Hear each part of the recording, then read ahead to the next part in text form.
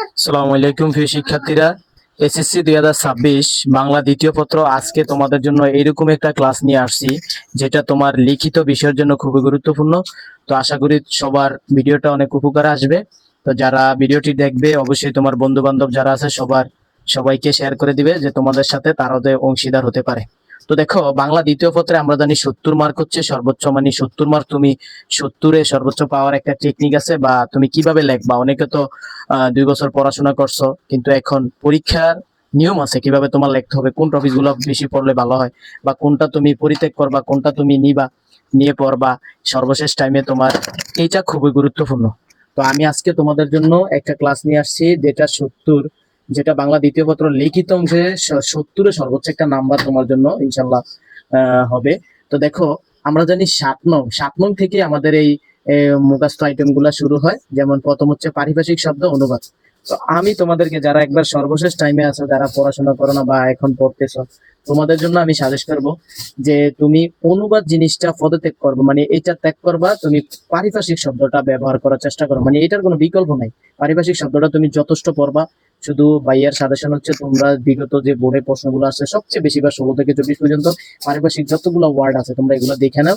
ইনশাল্লাহ ওইখান থেকে তুমি 10টা পাবে, 10টা তোমার 10 নাম্বার এখানে। তো তুমি, আমি মনে করি তোমার এইটা দিলে শর্টকাট, তোমার সময় কম লাগবে, কিন্তু অনুবাদ অনেক সময় তুমি পারবা না, ঠিক আছে? আর যাদের কমন পড়বে অবশ্যই তো তারা দিবা, হ্যাঁ। এবার আসো 8 নং এ দিনলিপি আর প্রতিবেদন আসে। তো আমি তোমাদেরকে বলবো ভাইয়া, তোমরা এই প্রতিবেদন সর্বশেষ টাইমে তোমরা প্রতিবেদনটা বাদ দিয়ে তোমরা দিনলিপি লেখো। এটা ছোট আছে, এটা সময় কম লাগবে, মার্ক ভালো পাবে, ঠিক আছে? যদি একটু ফুটিয়ে তুলতে পারো তাহলে দিনলিপিটা লেখো, তোমার জন্য কি হবে, একটু ভালো হবে, ঠিক আছে?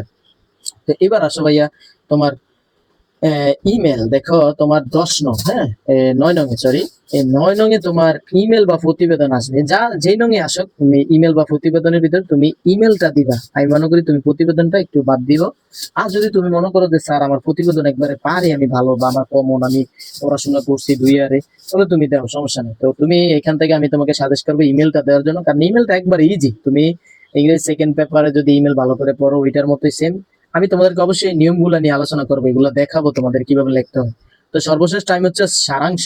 এটা কিন্তু তোমাদের 10 মার্ক, বুঝছো তো ভাইয়া? এখানে সর্বোচ্চ 4 লাইন লিখতে হয়, কিন্তু এই 4টা লাইন তোমার একবারে পুরো প্যাসেজের বা সারাংশের পুরো অর্থ নির্ভর, মানে এটা তোমার বুঝে বুঝে লিখতে হয়। তা আমি মনে করি তুমি সারাংশটা যদি বাদ দাও, ভাব সম্প্রসারণটা লেখার জন্য, কারণ এটা তুমি বানিয়েও লিখতে পারবা। যেই টপিকস আসো ওই টপিক্স এর উপরে তুমি কিভাবে লিখবা এটা তো আমি দেখাবো। তো এটা তুমি লিখবা, এটা লিখলে তুমি নাম্বার বেশি পাওয়ার চান্স থাকে। এইবার দেখো ভাইয়া, 9 নং বা 10 নং এ তোমার সংলাপ বা খুদে গল্প। তো আমি তোমাদেরকে এখানে বলবো যে এখান থেকে তোমরা কি করবা, অবশ্যই এই সংলাপটা দেওয়ার চেষ্টা করবা, খুদে গল্প। তবে খুদে গল্পটা যারা পারবা, আমি বারবার বলতেছি, যেটা তুমি পারবা ওইটা তুমি দেও, সমস্যা নেই। যদি মনে করো তোমার 100%, হ্যাঁ, 100% তোমার এটা কমন, তুমি পারবা, তাহলে দেখো কোনো সমস্যা নেই। কিন্তু আমি তোমাকে সর্বশেষ গাইডলাইন দিতেছি, যে আমি মনে করি তুমি সংলাপটা দিলে কেমন, সংলাপটা একটা কি ডায়লগ আকারে আছে। মনে করো এখানে যদি তুমি প্যারা আকারে দুইজনের নাম উল্লেখ করে, যে দুইজন, মনে করো সাপোজ দুইজনের নাম দিয়ে দিল, ওই বন্ধু দুইজনের নাম দিয়ে কিন্তু তুমি একটা সংলাপ লিখবা। হাই, কি অবস্থা বন্ধু, কি খবর, কারেন্টের যে অবস্থা, মানে মনে করো তোমার মতো করে তুমি একটা সংলাপ, আমরা যেভাবে করি এইভাবে একটা সংলাপ দিবা। কিভাবে লাগবে, কয় পৃষ্ঠা লাগবে, এটা আমরা পরে আসতেছি। তো সর্বশেষ হচ্ছে আমাদের পরীক্ষায় সর্বশেষ 12 নং-এ যে রচনা আসবে, তো রচনা আমি তোমাকে একটা শর্টকাট টেকনিক দেখাবো, যে তুমি কিভাবে সাজাইবা, প্যারা আকারে লিখবা না কিভাবে। তো এবার আসো, আমরা কিন্তু এখন জানছি কোনগুলো আমরা দিব পরীক্ষায়। এই 70 মার্কের যে আমাদের মার্ক আসবে, এখান থেকে আমরা 70 মার্ক কিভাবে লিখবো, লেখার নিয়মগুলো এখন দেখাই, আর তোমাদেরকে সাজেস্ট করছি কোনগুলো দিব। এবার আসো ভাইয়া, 7 নং-এ যে আমাদের পারিভাষিক শব্দটা আসে না, আমি তোমাদেরকে বলবো এই পারিভাষিক শব্দটা তোমরা অবশ্যই 10টা দিতে হবে, 10টা 10 মার্ক। তো এই 10টা বক্স তুমি করে নিবা, এইভাবে সুন্দর করে পেন্সিল দিয়ে করো, কলম দিয়ে করো। পেন্সিল দিয়ে করলে সবচেয়ে বেটার হয়। তুমি 10টা বক্স করে নিবা, কারণ এটার জন্য যথেষ্ট সময় থাকে ভাইয়া। তুমি একটু বক্স করে সুন্দর করে লিখবা। তুমি যেটা পারবা না ওইটা গ্যাপে রাখো, সমস্যা নেই। তবে আমি বলবো তোমাকে পারিভাষিক শব্দতে 10-এ 10 রাখতেই হবে। যেমন লোক এখানে 10-এ 10 রাখতে হবে। তুমি বিগত যে বোর্ডগুলোয় প্রশ্নগুলো আসছে এগুলো সলভ করো, 16 থেকে 24, 25, আবার আরো যদি পারো 15, 16 থেকে একবারে সবগুলা বোর্ড, এগুলো তো বেশি না, যদি একটু পড়ো তাহলে কিন্তু তুমি পাইবা। অথবা তুমি পারিভাষিক শব্দের একসাথে যদি সবগুলো পেতে চাও, আমাদের এই যে এসএসসি ইংলিশ আইসিটি আমার যে পেজটা আছে, অবশ্যই ওইখানে গেলে তুমি পোস্টটা পাবে। ওইখানে পারিভাষিক সবগুলা বোর্ড দেওয়া আছে, একবার 10 সাল থেকে তোমাদের 26 সাল পর্যন্ত। তো আশা করি তোমরা ওইখানে দেখবা, দেখলে তোমাদের এটা প্রিপারেশন ভালো হয়ে যাবে। তো তোমরা এখানে লিখবা ইংরেজি শব্দ আর এখানে লিখবা পারিভাষিক শব্দ, এরকম তুমি 10টা শব্দ লিখে দিবা। ভাই আমার তো 3টা বক্স আছে, তোমরা এরকম 10টা বক্স করবা, সুন্দর করে লিখে দিবা। আশা করি তুমি একটা ভালো মার্ক এখান থেকে উঠাইতে পারবা।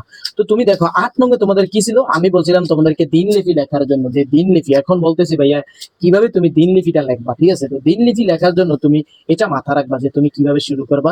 যে প্রথমে একটা তারিখ শুরু করবা, একটা তারিখ লেখার পরে তুমি বারটা উল্লেখ করবা, তোমার যে 7বারে যে নামটা আছে, যে নামটা সেটা লিখবা। আর দিনলিপিটা সাধারণত তুমি রাত্রেই লিখবা, কারণ আমরা সাধারণত রাত্রে লেখার চেষ্টা করি। তো রাত্রে 9টা 10টা একটা লিখবা, তোমার ঠিকানা লিখবা অবশ্যই, হ্যাঁ।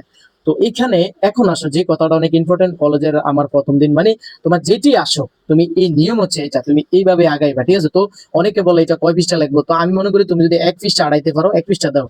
অনেকে যদি 1 পৃষ্ঠা আড়াইতে না পারো তাহলে পরের পেজে যাইতে পারবে, কোনো সমস্যা নেই। তবে এটা তোমার মাথা রাখতে হবে। এটা তুমি এখানে যে টপিকসটা আসবে, যে টপিক্সের উপরে দিনলিপি আসবে, ওইটা আগে উপরে লিখবা। ঠিক আছে, যে কোনো বিষয়ের উপর আয়োগ আইসে নিচে একটা হেডলাইন দিবা, তারপরে এখান থেকে সুন্দর করে একটা প্যারার ভিতরে শেষ করে দিবা। একটা প্যারায়, আমি বারবার বলতেছি, একটা প্যারায় লেখাটা শেষ করে দিবা। ঠিক আছে, এইটি হচ্ছে আমাদের দিনলিপি। তুমি এটা এভাবে লেখার চেষ্টা করবা। তো এইবার দেখো ভাই, আমাদের পরেরটা হচ্ছে কি ইমেল। আমরা সাজেস্ট করছিলাম তোমাকে ইমেল দেওয়ার জন্য। তো যখন তুমি ইমেল দিবা, একটা জিনিস মাথা রাখো, তুমি দেখো ইমেলটা এত ইজি ভাইয়া, তুমি যদি একটু ভালো করে যদি সুন্দর করে দিয়ে আসো, আশা করি ভালো একটা মার্ক এখান থেকে উঠাইতে পারবা। তো তুমি লিখবা 9 নং প্রশ্নের উত্তর। এখানে ইমেল লেখার নিয়মে হচ্ছে আগে তোমার একটা বক্স করতে হবে, বক্স ছাড়া তোমাকে নাম্বার দিবে না। ঠিক আছে, তুমি আগে এইভাবে যেভাবে স্যারে বক্সটা করছি এভাবে করবা। তো এখানে দেখো ফর্ম আছে, তুমি মনে করো সাপোজ দুজনের নাম দিয়ে দিছে, তোমার বন্ধুর নাম বা তোমার নাম, যেটি দেখ তুমি ওই নামগুলো লক্ষ্য করবা। তবে এই নামের সাথে এগুলো সব ছোট হাতের হবে, কোনো স্পেস হবে না। এখানে এগুলো আমি স্পেস দিছি কিন্তু স্পেস হবে না, তোমরা একসাথে লিখবা, হ্যাঁ। যেমন আবির 2টা সংখ্যা দিবা, তারপর gmail.com, তারপরে সাপিন এখানে কি আছে মনে করো 2-3টা ডিজিট দিবা, তারপরে @gmail.com। এটা লেখার পরে সিসি তুমি গ্যাপ রাখবা, এটা লেখা দরকার নাই। তারপরটা দেখো ভাইয়া, এখানে কি আছে যে সাবজেক্ট। সাবজেক্ট মানে কি, তোমার প্রশ্ন লক্ষ্য থাকবে। মনে করো বই কেনার টাকা, মানে বই কেনার জন্য তোমার বড় ভাইয়ের কাছে একটা ইমেল করতেছো, বাবার কাছে, হ্যাঁ, মানে তুমি মানে যে কোনো বিষয়ে আসো, কি সাবজেক্ট মানে তোমরা তো জানো, সাবজেক্টটা লিখবা বই কেনার টাকা আছে বড় ভাইয়ের কাছে, বড় ভাইয়ের কাছে কি তুমি লিখতেছো এরকম। তারপর তুমি এখানে লিখতে পারো প্রিয় বড় ভাই, এটা লিখলো হয় প্রিয় বড় ভাই বা প্রিয় বাবা। এই যে লেখার পরে তারপরে তুমি এখানে শর্টকাটে লেখা শেষ করে দিবে, এখানে বড় করার দরকার নেই। যত কম লেখায় তুমি এটা সুন্দর করে সাজিয়ে তুলতে পারো। লেখার পরে তুমি লিখবা কেমন কে কেমন আছো, আশা করি অনেক ভালো আছো, আমার এই বইটা কেনার জন্য কিছু টাকা প্রয়োজন। এভাবে তুমি সুন্দর করে এখানে লিখবা, লিখে তারপরে তুমি কি করবা ভাইয়া, সুন্দর করে নিচে লিখবা তোমার ছোট ভাই, তোমার নামটা লিখে দিবা। ঠিক আছে, এটা হলো তোমার ভাই আর এটা হচ্ছে তুমি, তো তোমার নামটা ছোট করে এখানে লিখে দিবা। এই হচ্ছে তোমার নিয়ম ভাইয়া। এই নিয়ম আকারে যদি তুমি লিখে দিয়ে আসতে পারো, আশা করি ভালো একটা মার্ক তোমার জন্য ওয়েট করতেছে। তো এবার দেখো ভাইয়া, পরের প্রশ্নটা আমরা বলছিলাম তোমাকে যে সারাংশ না দিয়ে, কারণ আমি আবারও বলি, তোমার যেটা কমন পড়বে স্যার এখানে বাদ দিছি বলতে তোমার সর্বশেষ টাইমে বলতেছি, সময়ও কম লাগবে জিনিসগুলো। তো তোমরা সারাংশ যদি তোমার কমন পড়ে যে পারো, তবে সারাংশ তুমি সর্বোচ্চ 3 থেকে 3.5 লাইন লিখবা। আমার কথা শুনো, এর বেশি লিখলে তোমাকে নাম্বার দিবে না। বারবার বলতেছি, মূল কথাটা লিখতে হবে ভাইয়া, সার অংশ মানে পুরা সারাংশ, সারমর্মটা তুমি এখানে উল্লেখ করবা। তো আমরা বলছিলাম সার ভাব সম্প্রসারণ দেওয়ার জন্য। এইবার কাছে ভাব সম্প্রসারণ নিয়ে আমরা বিস্তারিত কথা বলি। যে ভাব সম্প্রসারণ যখন তুমি লিখবা, ভাইয়ার কথাটা শুনো, তুমি আগে 3টা প্যারায় লিখবা। ঠিক আছে, 3টা প্যারায় লিখবা। আমার কথা শুনো, যদি তোমার আসে স্বাধীনতা অর্জন হচ্ছে স্বাধীনতা রক্ষা করা কঠিন, এটা লেখা তুমি এইভাবে একটা হেডলাইন দিবা। বা চরিত্র মানুষের অমূল্য সম্পদ, শিক্ষা জাতির মনুষ্য, এই যে তুমি যেই আসো, বই কিনে কেউ দেউলিয়া হয় না, এটা লেখে তুমি এভাবে টান দিবা। টান দিয়া হেডলাইন দেওয়ার পরে তারপরে তুমি এখানে এটার কয় মূল ভাব, এটার কয় সম্প্রসারিত ভাব, এটা হলো মন্তব্য বা উপসংহার। তুমি এভাবে 3টা প্যারা লিখবা, এইভাবে একটা প্যারা দিবা। ঠিক আছে, তো অনেকে বলে স্যার এটা কয় পৃষ্ঠা লিখবো, সর্বোচ্চ তুমি 2 থেকে 3 পৃষ্ঠা লিখতে পারবা এই তোমার যে ভাব সম্প্রসারণ। তবে আমি তোমাকে বলবো, তুমি ভূমিকাটা একটা প্যারায় শেষ করে ভাব সম্প্রসারণটা তুমি ইচ্ছারম লিখতে পারবা। কারণ মনের ভাব যত আছে এখানে সম্প্রসারিত ভাব, তুমি ভাব প্রকাশ করবা। এখানে মনে করো তুমি মূল ভাব লেখছো, আবার ভাব সম্প্রসারণ শুরু করে প্রায় তুমি ওই পেজে গেলা, গিয়া ওই পেজে গিয়ে তুমি মন্তব্য দিলা, কোনো সমস্যা নেই। 2 পৃষ্ঠা 3 পৃষ্ঠা তুমি এটা লিখতে পারবা, যেহেতু এটা 10 মার্ক আছে, তুমি চাইলে এটা লিখতে পারো, হ্যাঁ।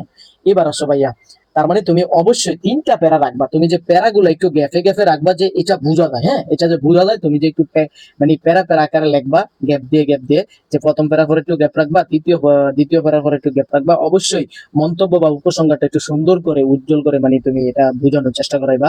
তারপর যারা খাতা দেখবে তারা যে তোমার খাতা দেখা মাত্রই তুমি একটা ভালো নাম্বার অর্জন করতে পারো। তো এবার দেখো ভাই, আমরা বলছিলাম তোমাদেরকে সংলাপ আর হলো ক্ষুদে গল্প। আমি বলছি তোমরা যারা ক্ষুদে গল্প পারবা তারা অবশ্যই ক্ষুদে গল্প দাও, কোনো সমস্যা নেই, কিন্তু সংলাপটা তোমার জন্য সহজ আছে। তো সংলাপ লেখার জন্য তোমাকে আমি বলবো যে ভাইয়া যে টেকনিকটা দেখাইতেছি, এখানে তুমি লিখবা যে মোবাইল ফোন ব্যবহারের জন্য দুই বন্ধুর সংলাপ, এই কথাটা এখানে লিখে নিবা, যে এটা তোমার প্রশ্ন দিয়ে থাকবো যে তোমার মোবাইল ফোনের অপকারিতা সম্পর্কে দুই বন্ধুর, তারপর আইতে পারে খবরের কাগজ সম্পর্কে আইতে পারে, ঠিক আছে, এরকম লোডশেডিং নিয়ে এরকম এই যেটা টাইটেল আসবে, তোমার প্রশ্ন আসবে, ওইটা এখানে লিখে একটা টান দিয়ে তারপরে তুমি তোমার দুইজনের নাম যদি দিয়ে দাও, ওই দুইজনের নাম তুমি লিখবা। তবে দেখো সিরিয়াল গুলো মাথা রাখবা। তবে এইটাও তুমি 2 থেকে 3 পৃষ্ঠা তুমি দিতে পারবা, হ্যাঁ, 10 জোড়ার মতন তুমি এখানে ব্যবহার করতে পারবা সংলাপ। তো সংলাপটা তুমি দিলে ইচ্ছা করলে তুমি লিখতে পারবা, সুন্দর করে এখানে লিখতে পারবা ভাইয়া। তো আবির দিয়ে প্রথমে তুমি লিখবা, তবে এই যে দেখো এই ফোঁটাগুলা সোজা রাখবা, এই যে লেখার স্টাইলটা সোজা রাখবা, কখনো এই লাইনটা যেন এই ভিতরে না ঢুকে, এটা মাথা রাখবা।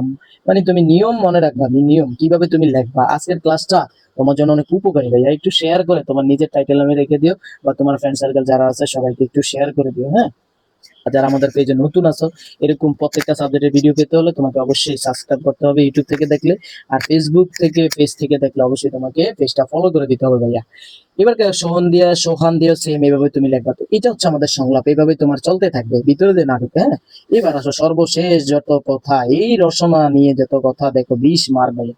এখানে ভালো একটা মার্ক অর্জন করতে হবে তোমার। এখানে আসো, রচনা লেখার জন্য তোমার যে জিনিসটা করতে হবে, রচনার নাম লিখে একটা হেডলাইন দিতে হবে, তারপর ভূমিকা, এই ভূমিকাটা পুরো তোমার মুখস্থের মতো রাখতে হবে, ভূমিকাটা, যেহেতু এই ভূমিকাটা এই রচনার মূল কথা, মানে মূল কথা বলতে কি, প্রথমে তুমি ভূমিকাটা দিয়া, ভূমিকাটা যদি সুন্দর হয় স্যারের মনটা দেখবা জয় হয়ে যাবো, মানে ভূমিকাটা এত সুন্দর করে লিখবা যে পরেরগুলা স্যারের দেখে যে খালি যাইবো, হ্যাঁ। তাহলে ভূমিকা দিয়ে তারপর তুমি, আমি মনে করি তুমি রচনা হবো মুখস্থ করার দরকার নাই, তুমি রচনা যতগুলা পয়েন্ট আছে, যেই যে দৈনন্দিন জীবনে বিজ্ঞান আসক বা অধ্যবসায় আসক, হ্যাঁ, যেটি আসক, তুমি এইটা মাথা রাখবা যে তুমি ও পয়েন্ট গুলা মনে রাখবা, যে তোমার কিছু কিছু পয়েন্ট আছে, আবার রচনাবিতে কিছু কিছু উক্তি দিবা, ঠিক আছে, যে পয়েন্ট গুলা মনে রাখবা, ওই পয়েন্ট গুলা সুন্দর করে। তবে আমি তোমাদেরকে সাজেশ করবো, তোমরা একটা কাজ করবা ভাইয়া, তোমরা এখানে যে একটা পেজের ভিতরে 2টা করে প্যারা দেওয়ার জন্য এখানে ভূমিকা দিছে আর একটা প্যারা দিবা, এরকম সেম 13 থেকে 15 বা 14 পৃষ্ঠা তোমার এই রচনাটা লিখতে হবে। তো তোমরা লেখবা, যথেষ্ট লেখবা, যদি তোমরা 9-10 পৃষ্ঠা পারো লেখবা, ঠিক আছে, লেখার কোনো ত্রুটি রাখবা না, মানে লেখতেই থাকবা, মানে তোমার ওই বিষয়ের উপরে পয়েন্ট গুলা দিয়ে দিয়ে